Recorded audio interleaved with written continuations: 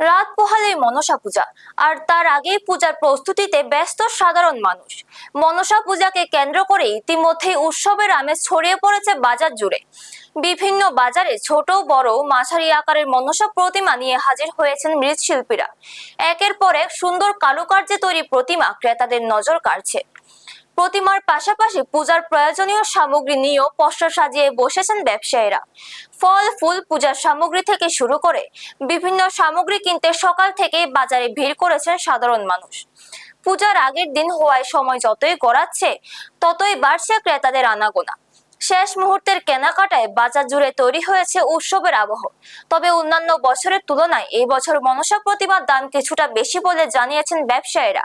তাদের দাবি, প্রতিমার তৈরির মাটি, রং, বাঁশ, খড় সহ বিভিন্ন উপকরণের দাম এবং শ্রমিকের খরচ বেড়ে যাওয়ায় প্রতিমার দামও কিছুটা বৃদ্ধি পেয়েছে। দাম কিছুটা বেশি হলেও মনসা পূজার উৎসাহে কোনো ভাটা পড়েনি। নিজেদের সাধ্য অনুযায়ী পছন্দের প্রতিমা কিনে বাড়িতে নিয়ে যাচ্ছেন ক্রেতারা। সব মিলিয়ে মনসা পূজাকে ঘিরে শেষ মুহূর্তের কেনাকাটার জমজমাট বাজার আর উৎসবের অপেক্ষায় সাধারণ মানুষ। ব্যুরো রিপোর্ট, নিউজ তৎকাল 24। মূর্তির দামটা বেশি আর কি। কিরকম দাম? আরে 600 টাকা 500 টাকা নিচে দেয় না। মানে প্রত্যেকবারই নেন? বুঝতে পারি। মানে কি গ্যাস এবার কত দেবে দিতেন? গতবার তো 2500 টাকা দিয়ে নিতাম বড় কাটা। আচ্ছা, কি মূর্তি? এটা মনসা মূর্তি।